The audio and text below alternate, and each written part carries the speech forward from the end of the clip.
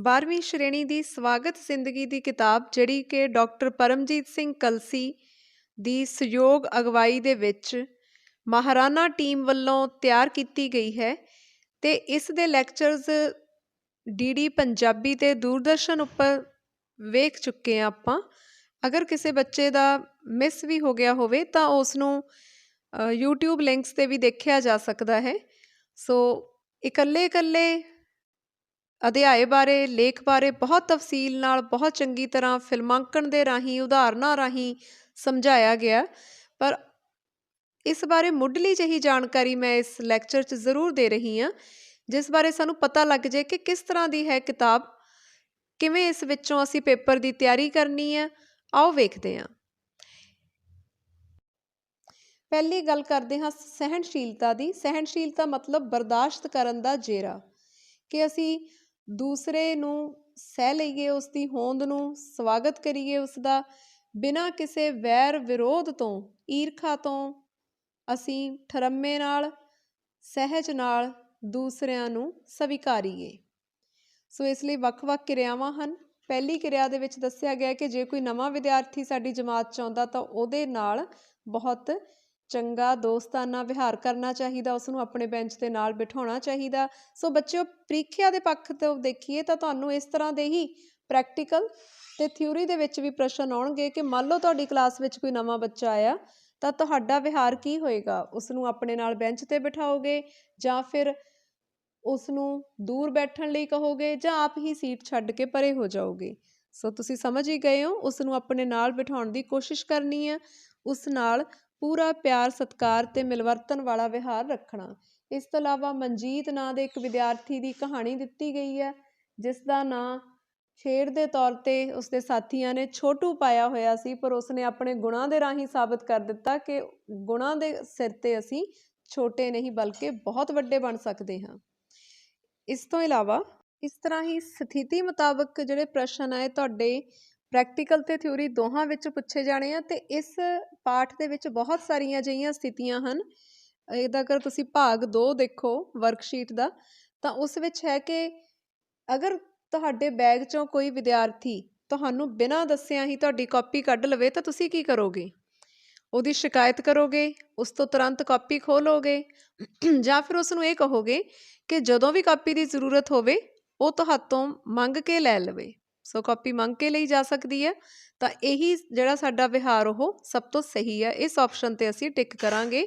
Practical ਦੇ ਵਿੱਚ ਤੁਹਾਨੂੰ ਅਜਿਹੀ ਸਥਿਤੀ ਦਿੱਤੀ ਜਾਏਗੀ ਅਤੇ ਤੁਸੀਂ ਉਸ ਦੇ ਵਿੱਚ ਸਭ ਤੋਂ ਬੈਸਟ, ਜਿਹੜਾ ਵਧੀਆ ਸਰਵੋਤਮ ਵਿਹਾਰ ਹੈ, ਉਹ ਕਰਕੇ ਦਿਖਾਉਣਾ।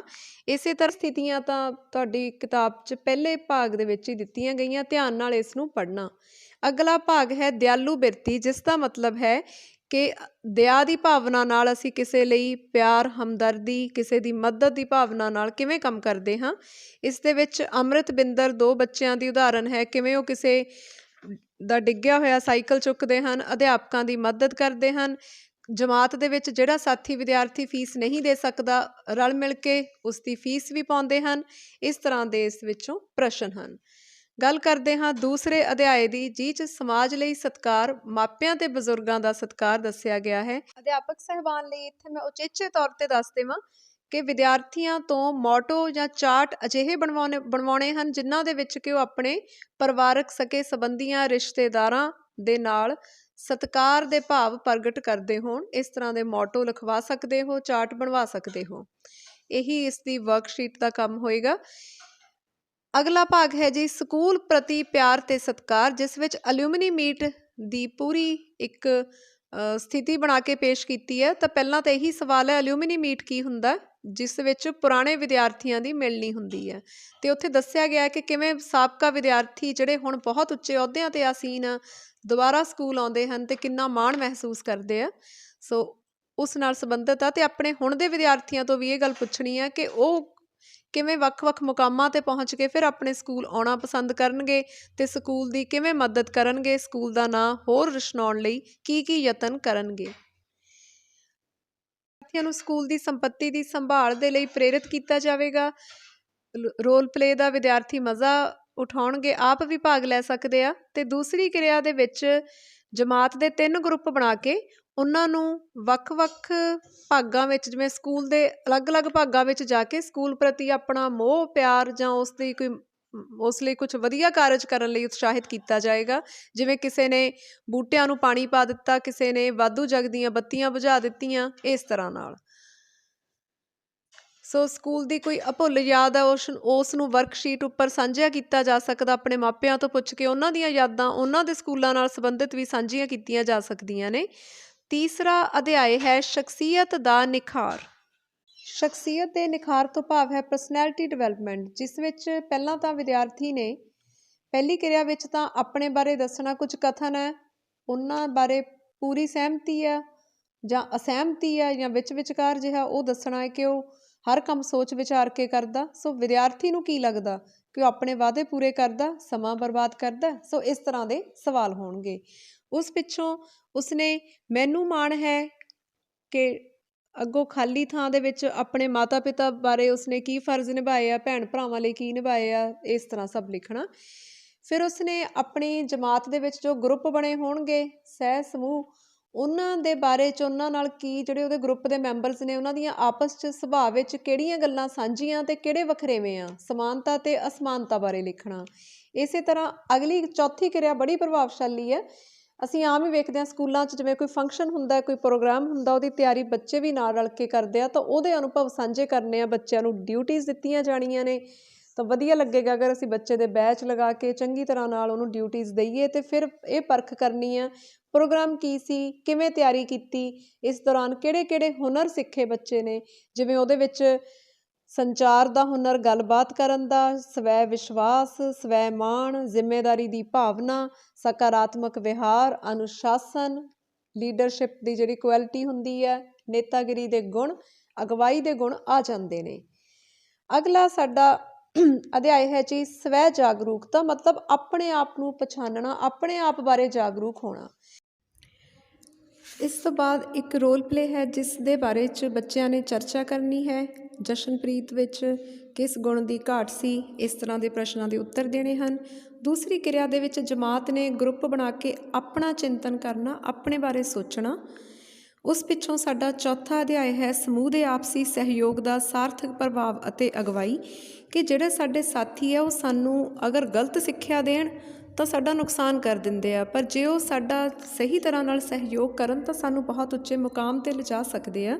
ਜਿਵੇਂ ਕਿ ਇਸ ਰੋਲ ਪਲੇ ਦੇ ਵਿੱਚ ਮਨਿੰਦਰ ਦੀ ਕਹਾਣੀ ਆ, ਜਿਸ ਨੂੰ ਉਸਦੇ ਸਾਥੀ ਵੀ ਪਹਿਲਾਂ ਨਹੀਂ ਸਹੀ ਤਰ੍ਹਾਂ ਨਾਲ ਗਾਈਡ ਕਰਦੇ, ਪਰ ਉਸਦੇ ਕੁਝ ਸਾਥੀ ਸਹੀ ਗਾਈਡ ਕਰਦੇ ਆ। ਕਲਾਸ ਵਿੱਚ ਜਦੋਂ ਅਧਿਆਪਕ ਸਾਹਿਬ ਪੁੱਛਦੇ ਨੇ ਤਾਂ ਹੋਰ ਵੀ ਗੱਲਾਂ ਸਾਹਮਣੇ ਆਉਂਦੀਆਂ, ਜਿਵੇਂ ਕਿ ਇੱਕ ਵਿਦਿਆਰਥੀ ਹੈ ਨਵਰੂਪ, ਜਿਹੜਾ ਕਿ ਦਿਵਿਆਂਗ ਹੈ, ਪਰ ਉਸ ਨੂੰ ਉਸਦਾ ਸਾਥੀ ਪੁਸ਼ਪਿੰਦਰ ਇੰਨਾ ਕੁ ਹੌਸਲਾ ਦਿੰਦਾ, ਉਸ ਦੀ ਸਪੋਰਟ ਕਰਦਾ ਹੈ ਕਿ ਉਹ ਬੱਚਾ ਫਸਟ ਆਉਣ ਲੱਗ ਜਾਂਦਾ, ਬਹੁਤ ਉੱਚੇ ਮੁਕਾਮ 'ਤੇ ਪਹੁੰਚ ਜਾਂਦਾ। ਸੋ ਇਸ ਦੀ ਪ੍ਰੇਰਨਾ ਦੱਸੀ ਗਈ ਹੈ ਕਿ ਅਸੀਂ ਵੀ ਆਪਣੇ ਸਾਥੀਆਂ ਨੂੰ ਕਿਵੇਂ ਅੱਗੇ ਵਧਾ ਸਕਦੇ। ਅਤੇ ਕੁਝ ਸਵਾਲ ਹਨ ਜਿਸ ਦੇ ਵਿੱਚ ਇਹ ਪੁੱਛਿਆ ਗਿਆ ਕਿ ਅਗਰ ਤੁਸੀਂ ਵਿਦਿਆਰਥੀ ਮਨਿੰਦਰ ਦੀ ਥਾਂ 'ਤੇ ਹੁੰਦੇ, ਕੀ ਤੁਸੀਂ ਜ਼ਿੱਦ ਕਰਦੇ ਆਪਣੇ ਮਾਪਿਆਂ ਅੱਗੇ ਕਿ ਤੁਹਾਨੂੰ ਜ਼ਰੂਰੀ ਹੈ ਬਾਈਕ ਲੈ ਕੇ ਦੇਣ, ਬੁਲੇਟ ਲੈ ਕੇ ਦੇਣ। ਸੋ ਇਸ ਤਰ੍ਹਾਂ ਦੀਆਂ ਗੱਲਾਂ ਸਾਡੀ ਆਮ ਜ਼ਿੰਦਗੀ ਨਾਲ ਜੋੜੀਆਂ ਗਈਆਂ ਹਨ। ਅਗਲਾ ਜਿਹੜਾ ਸਾਡਾ ਅਧਿਆਇ ਹੈ ਉਹ ਹੈ ਜੀ ਸਮਾਜ ਸੁਧਾਰ, ਨਸ਼ੇ ਅਤੇ ਬੁਰੀ ਸੰਗਤ ਦਾ ਤਿਆਗ। ਇਸ ਵਿੱਚ ਦੱਸਿਆ ਗਿਆ ਨਸ਼ੇ ਨਾਲ ਸੰਬੰਧਿਤ ਕੁਝ ਕਹਾਣੀਆਂ ਸੁਣਾ ਕੇ, ਇੱਕ ਲਘੂ ਕਹਾਣੀ ਹੈ ਕਪੁੱਤਾਂ ਨਾਲੋਂ ਤਾਂ ਨੂੰਹਾਂ ਚੰਗੀਆਂ। ਉਸ ਆਧਾਰ 'ਤੇ ਬੱਚਿਆਂ ਨੇ ਦੱਸਣਾ ਹੈ ਕਿ ਕਿਸ ਤਰੀਕੇ ਨਾਲ ਨਸ਼ੇ ਰੋਕੇ ਜਾ ਸਕਦੇ ਹਨ, ਕਹਾਣੀ ਵਿੱਚ ਕੀ ਸਮੱਸਿਆ ਸੀ, ਕਿਹਨਾਂ ਨੇ ਚੰਗਾ ਕਿਰਦਾਰ ਨਿਭਾਇਆ, ਕਿਹਨਾਂ ਦਾ ਤੁਹਾਨੂੰ ਪਾਤਰ ਬੁਰਾ ਲੱਗਿਆ, ਤੁਹਾਡੇ ਸਮਾਜ ਵਿੱਚ ਅਜਿਹੇ ਕਿਹੜੇ ਪਾਤਰ ਹਨ। ਸੋ ਇਹ ਸਮੱਸਿਆ ਕਿਤਾਬ ਰਾਹੀਂ ਸਮਝਾਈ ਗਈ ਹੈ, ਜਿਸ ਦਾ ਕਿ ਪ੍ਰੈਕਟੀਕਲ ਅਸੀਂ ਆਪਣੇ ਸਮਾਜ ਦੇ ਵਿੱਚ ਰਹਿੰਦਿਆਂ ਹੋਇਆਂ ਨਸ਼ਿਆਂ ਅਤੇ ਹੋਰ ਬੁਰਾਈਆਂ ਨੂੰ ਦੂਰ ਕਰਦੇ ਹੋਏ ਕਰਨਾ ਹੈ। ਅਗਲਾ ਅਧਿਆਇ ਹੈ 6ਵਾਂ ਗੁੱਸੇ ਤਣਾਅ ਨੂੰ ਦੂਰ ਕਰਨ ਦੀ ਸਮਝ ਅਤੇ ਖੁਸ਼ਹਾਲ ਜੀਵਨ ਜਾਂਚ। ਇਸ ਵਿੱਚ ਇੱਕ ਬੜਾ ਹੈਰਾਨੀਜਨਕ ਤੱਥ ਦੱਸਿਆ ਗਿਆ ਹੈ ਕਿ ਸਾਡੀਆਂ 40% ਜਿਹੜੀਆਂ ਚਿੰਤਾਵਾਂ ਹਨ, ਟੈਨਸ਼ਨਸ ਹਨ, ਉਹ ਤਾਂ ਕਲਪਨਾ ਦੇ ਆਧਾਰ 'ਤੇ ਉਸਰੀਆਂ ਹੁੰਦੀਆਂ ਨੇ, ਅਸਲੀਅਤ ਵਿੱਚ ਨਹੀਂ ਹੁੰਦੀਆਂ। 30% ਸਾਡੀਆਂ ਜਿਹੜਾ ਸਮਾਂ ਬੀਤ ਚੁੱਕਿਆ ਉਸ ਨਾਲ ਸੰਬੰਧਿਤ ਹੁੰਦੀਆਂ, ਜਿਸ ਬਾਰੇ ਕੁਝ ਕੀਤਾ ਹੀ ਨਹੀਂ ਜਾ ਸਕਦਾ ਹੁਣ। ਅਤੇ 12% ਚਿੰਤਾਵਾਂ ਨਿੰਦਾ ਕਾਰਨ ਹੁੰਦੀਆਂ ਹਨ, ਕੁਛ ਕਿਸੇ ਦਾ ਗਲਤ ਬੋਲ ਕਬੋਲ ਬੋਲੇ ਉਹਨਾਂ ਨਾਲ ਸੰਬੰਧਿਤ ਹੁੰਦੀਆਂ ਹਨ। 10% ਚਿੰਤਾਵਾਂ ਸਿਹਤ ਸੰਬੰਧੀ ਅਤੇ 8% ਚਿੰਤਾਵਾਂ ਹੀ ਹਨ ਜਿਹੜੀਆਂ ਕਿ ਸਾਰਥਕ ਹਨ, ਜਿਨ੍ਹਾਂ ਦੀ ਟੈਨਸ਼ਨ ਕਰਨ ਦਾ, ਜਿਨ੍ਹਾਂ ਬਾਰੇ ਸੋਚਣ ਦਾ ਕੋਈ ਫਾਇਦਾ ਹੁੰਦਾ ਹੈ। ਪਹਿਲੇ ਰੋਲ ਪਲੇ ਵਿੱਚ ਉਹ ਇੰਟਰਵਿਊ ਦੀ ਚਰਚਾ ਕੀਤੀ ਗਈ ਹੈ, ਜਿਸ ਵਿੱਚ ਇੱਕ ਵਿਦਿਆਰਥੀ ਜਿਹੜਾ ਕਿ ਇੰਟਰਵਿਊ ਦੇਣ ਪਹੁੰਚਦਾ ਹੈ, ਉਹ ਉਮੀਦਵਾਰ ਬਹੁਤ ਹੀ ਚੰਗੇ ਢੰਗ ਨਾਲ ਆਤਮ ਵਿਸ਼ਵਾਸ ਦੇ ਨਾਲ ਡਰ ਤੋਂ ਮੁਕਤ ਹੋ ਕੇ, ਟੈਨਸ਼ਨ ਤੋਂ ਮੁਕਤ ਹੋ ਕੇ ਇੱਕ ਸਲਿੱਪ ਦਿੰਦਾ ਰਿਸੈਪਸ਼ਨਿਸਟ ਨੂੰ। ਅਤੇ ਕਲਾਸ ਵਿੱਚ ਹੁਣ ਜਦੋਂ ਇਹ ਕਿਰਿਆ ਕਰਾਈ ਜਾਏਗੀ ਤਾਂ ਅਧਿਆਪਕ ਸਾਹਿਬਾਨ ਪੁੱਛਣਗੇ ਬੱਚਿਆਂ ਨੂੰ ਕਿ ਉਹ ਕੀ ਲਿਖਿਆ ਹੁੰਦਾ ਹੈ, ਤਾਂ ਉਸ ਸਲਿੱਪ 'ਤੇ ਲਿਖਿਆ ਹੁੰਦਾ ਹੈ ਕਿ ਜਦੋਂ ਤੱਕ ਮੇਰਾ ਨੰਬਰ ਨਹੀਂ ਆ ਜਾਂਦਾ, ਕਿਰਪਾ ਕਰਕੇ ਉਦੋਂ ਤੱਕ ਕੋਈ ਫੈਸਲਾ ਨਾ ਲਿਆ ਜਾਵੇ। ਹੁਣ ਇਸ ਗੱਲ ਨੇ ਸੱਚਮੁੱਚ ਹੀ ਮੈਨੇਜਰ ਜੋ ਇੰਟਰਵਿਊ ਲੈ ਰਿਹਾ ਹੈ ਉਸ 'ਤੇ ਇੰਨਾ ਪ੍ਰਭਾਵ ਛੱਡਣਾ ਹੈ ਕਿ ਵਿਦਿਆਰਥੀ ਉਮੀਦਵਾਰ ਕਿੰਨਾ ਕੌਨਫੀਡੈਂਟ ਹੈ, ਕਿੰਨਾ ਆਤਮ ਵਿਸ਼ਵਾਸੀ ਹੈ। ਸੋ ਇਸ ਤਰ੍ਹਾਂ ਇਸ ਦਾ ਮਹੱਤਵ ਦਰਸਾਇਆ ਗਿਆ ਹੈ। ਦੂਸਰੀ ਕਿਰਿਆ ਜਿਹੜੀ ਉਹਦੇ ਵਿੱਚ ਵੀ ਸਹਿਪਾਠੀਆਂ ਦੇ ਆਪਸੀ ਰੋਲ ਪਲੇ ਦਾ ਜਿਹੜਾ ਸਿੱਟਾ ਕੱਢਣਗੇ ਗੱਲਬਾਤ ਰਾਹੀਂ। ਅਤੇ ਤੀਸਰੀ ਕਿਰਿਆ ਦੇ ਵਿੱਚ ਫਨ ਵੀ ਹੈ। ਇਹਦੇ ਵਿੱਚ ਪ੍ਰੋਸੈਸ ਅਤੇ ਮੋਟੀਵੇਸ਼ਨ ਅਤੇ ਅੱਗੋਂ ਰਿਫਲੈਕਸ਼ਨ ਹੈ, ਜਿਹੜਾ ਸਾਡਾ ਸਿੱਟਾ ਨਿਕਲਦਾ ਕਿ ਇੱਕ ਆਲੂ ਨੂੰ ਸਟਰॉ ਦੇ ਰਾਹੀਂ ਬੱਚੇ ਕਿਵੇਂ ਉਹਦੇ ਵਿੱਚ ਛੇਕ ਕਰ ਸਕਦੇ ਆ, ਆਰ ਪਾਰ ਸਟਰॉ ਲਗਾ ਸਕਦੇ ਆ। ਬਸ ਗੱਲ ਸਿਰਫ ਸਾਡੀ ਇਕਾਗਰਤਾ, ਆਤਮ ਵਿਸ਼ਵਾਸ ਦੀ ਹੁੰਦੀ ਹੈ। ਸੋ ਇਹ ਅਭਿਆਸ ਹੈ ਕਿ ਬੱਚਿਆਂ ਨੇ ਅਜਿਹੀਆਂ ਹੋਰ ਕਿਰਿਆਵਾਂ ਵੀ ਲੱਭਣੀਆਂ ਹਨ ਜੋ ਸਾਨੂੰ ਅਸੰਭਵ ਲੱਗਦੀਆਂ ਹਨ, ਪਰ ਸਾਡੀ ਸਿਦਕ ਦਿਲੀ ਦੇ ਨਾਲ, ਹੌਸਲੇ ਦੇ ਨਾਲ ਸੰਭਵ ਹੋ ਸਕਦੀਆਂ ਹਨ। 7ਵਾਂ ਅਧਿਆਇ ਹੈ ਮਾਨਵੀ ਅਤੇ ਹਮਦਰਦੀ ਦੀ ਭਾਵਨਾ ਵਾਲੀ ਜ਼ਿੰਮੇਵਾਰ ਜੀਵਨ ਸ਼ੈਲੀ, ਇਸ ਵਿੱਚੋਂ ਸਾਡੇ ਪ੍ਰੀਖਿਆ ਦੇ ਵਿੱਚ ਸਥਿਤੀਮੂਲਕ ਪ੍ਰਸ਼ਨ ਆਉਣਗੇ। ਮਤਲਬ ਕੋਈ ਸਥਿਤੀ ਦਿੱਤੀ ਜਾਏਗੀ, ਉਸ ਵਿੱਚ ਅਸੀਂ ਕਿਵੇਂ ਕਿਸੇ ਦੀ ਹਮਦਰਦੀ ਦੇ ਨਾਲ, ਬਿਨਾਂ ਕਿਸੇ ਭੇਦਭਾਵ ਤੋਂ ਹਮਦਰਦੀ ਨਾਲ ਹਮਾਇਤ ਕਰ ਸਕਦੇ ਹਾਂ, ਕਿਸੇ ਨੂੰ ਸਹਾਇਤਾ ਦੇ ਸਕਦੇ ਹਾਂ। ਜਿਵੇਂ ਕਿ ਵੱਖ-ਵੱਖ ਸਥਿਤੀਆਂ ਹਨ, ਕਿਰਿਆਵਾਂ ਹਨ। ਇੱਕ ਕਿਰਿਆ ਉਦਾਹਰਨ ਬੱਸ ਵਿੱਚ ਵੀ ਹੈ ਕਿ ਤੁਸੀਂ ਬੱਸ ਦੇ ਵਿੱਚ ਕਿਹਨੂੰ ਸੀਟ ਦਿਓਗੇ। ਜੇ ਤੁਹਾਡੇ ਕੋਲ ਇੱਕ ਸੀਟ ਹੈ ਅਤੇ ਅੱਗੋਂ ਕਈ ਜਾਣੇ ਆ, ਇੱਕ ਮੁਟਿਆਰ ਹੈ ਜਿਹੜੀ ਯੂਨੀਵਰਸਿਟੀ ਜਾ ਰਹੀ ਆ, ਇੱਕ ਅਧਖੜ ਉਮਰ ਦੀ ਔਰਤ ਹੈ, ਇੱਕ ਨੌਜਵਾਨ ਆ, ਇੱਕ ਅਧਖੜ ਉਮਰ ਦਾ ਆਦਮੀ ਆ, ਅਤੇ ਇੱਕ ਨਵ ਵਿਆਹੀ ਇਸਤਰੀ ਹੈ ਜਿਸ ਦੇ ਕੋਲ 2 ਸਾਲਾਂ ਦਾ ਬੱਚਾ ਚੁੱਕਿਆ ਹੋਇਆ ਹੈ। ਤਾਂ ਸਾਡੀ ਹਮਦਰਦੀ ਉਸ ਨਾਲ ਹੋਏਗੀ ਜਿਸ ਨੂੰ ਉਸ ਮਦਦ ਦੀ ਸਭ ਤੋਂ ਜ਼ਿਆਦਾ ਜ਼ਰੂਰਤ ਹੈ। ਇਸੇ ਤਰ੍ਹਾਂ ਤੀਸਰੀ ਕਿਰਿਆ ਵਿੱਚ ਹੈ ਕਿ ਅਸੀਂ ਸਾਈਕਲ 'ਤੇ ਜਾ ਰਹੇ ਹਾਂ, ਇੱਕ ਕੋਈ ਵਿਅਕਤੀ ਜਾ ਰਿਹਾ ਅਤੇ ਸ਼ਹਿਰ ਤੱਕ ਕਈ ਸਵਾਰੀਆਂ ਹਨ ਜਿਹੜੀਆਂ ਚਾਹੁੰਦੀਆਂ ਹਨ ਕਿ ਉਸਨੂੰ ਨਾਲ ਲਿਜਾਂਦਾ ਜਾਵੇ। ਕੋਈ ਮੁਟਿਆਰ ਹੈ, ਕੋਈ ਨੌਜਵਾਨ ਹੈ, ਕੋਈ ਨਵ ਵਿਆਹੀ ਇਸਤਰੀ ਹੈ, ਪਰ ਉਹ ਕਿਸ ਨੂੰ ਚੁਣਦਾ? ਜਿਹੜੀ ਗਰੀਬ ਬੁੱਢੀ ਤੀਵੀਂ ਜਿਸ ਦੇ ਹੱਥ 'ਚ ਭਾਰਾ ਬੈਗ ਫੜਿਆ, ਜਿਸ ਨੂੰ ਵਾਕਈ ਸਹਾਇਤਾ ਦੀ ਲੋੜ ਹੈ। ਸੋ ਇਸ ਤਰ੍ਹਾਂ ਦੇ ਬਹੁਤ ਸਾਰੇ ਇਹਦੇ ਵਿੱਚ ਪ੍ਰਸ਼ਨ ਹਨ, ਉਹ ਧਿਆਨ ਨਾਲ ਵੇਖਣੇ ਆ, ਜਿਹ 'ਚੋਂ ਸਥਿਤੀਮੂਲਕ ਕਿਰਿਆਵਾਂ ਆਧਾਰਿਤ ਪ੍ਰੈਕਟੀਕਲ ਅਤੇ ਥਿਊਰੀ ਦੋਨਾਂ 'ਚ ਪ੍ਰਸ਼ਨ ਆ ਸਕਦੇ ਹਨ। 8ਵਾਂ ਅਧਿਆਇ ਹੈ ਆਤਮ ਵਿਸ਼ਵਾਸ ਅਤੇ ਸਿਰਜਣਾਤਮਕ ਸੋਚ। ਸਿਰਜਣਾਤਮਕ ਸੋਚ ਦਾ ਮਤਲਬ ਕਿ ਅਸੀਂ ਕੁਝ ਨਵਾਂ ਅਤੇ ਚੰਗਾ ਕਰਨਾ ਹੈ ਸਮਾਜ ਦੇ ਵਾਸਤੇ। ਵਿਦਿਆਰਥੀਆਂ ਦਾ ਹੌਸਲਾ ਵਧਾਉਣ ਦੇ ਲਈ ਕਈ ਸਾਰੀਆਂ ਕਿਰਿਆਵਾਂ ਹੋਣਗੀਆਂ, ਜਿਵੇਂ ਕਿਸੇ ਐਕਟਰ ਦੀ ਤਰ੍ਹਾਂ ਬੋਲਣਾ, ਐਕਟ ਕਰਨਾ, ਖੁੱਲ੍ਹ ਕੇ ਹੱਸਣਾ, ਬਲੈਕ ਬੋਰਡ ਉੱਪਰ ਕੋਈ ਵਾਕ ਲਿਖ ਕੇ ਸਾਰੀ ਜਮਾਤ ਵਿੱਚ ਬੋਲਣ ਦਾ ਅਭਿਆਸ ਕਰਨਾ। ਇਸੇ ਤਰ੍ਹਾਂ ਚਿੜੀ ਉੱਡ ਕਾਂ ਉੱਡ ਕਹਾਣੀ ਹੈ ਜਿਹੜੀ, ਉਹਦੇ ਵਿੱਚ ਸਾਡਾ ਦਿਮਾਗੀ ਚੁਸਤੀ ਦਰੁਸਤੀ ਨੂੰ ਵੀ ਪਰਖਿਆ ਜਾਂਦਾ ਹੈ।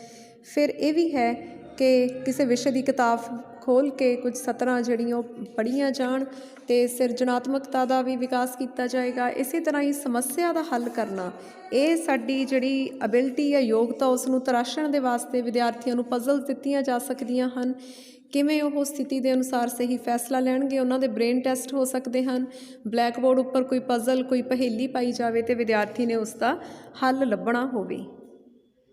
ਸਾਥੀਓ, ਤੁਹਾਡੀ ਕਿਤਾਬ ਦਾ ਆਖਰੀ ਅਧਿਆਇ ਹੈ ਸੋਸ਼ਲ ਮੀਡੀਆ, ਮੋਬਾਈਲ, ਇੰਟਰਨੈਟ, ਸਹੀ ਵਰਤੋਂ ਅਤੇ ਚੋਣ। ਇਸ ਦੇ ਵਿੱਚ ਕੁਝ ਕਿਰਿਆਵਾਂ ਹਨ, ਜਿਵੇਂ ਹਰ ਵਿਦਿਆਰਥੀ ਨੇ ਨੈੱਟ 'ਤੇ ਕੁਝ ਸਰਚ ਕਰਨਾ ਹੈ ਅਤੇ ਫਿਰ ਉਸ ਬਾਰੇ ਲਿਖਣਾ ਹੈ।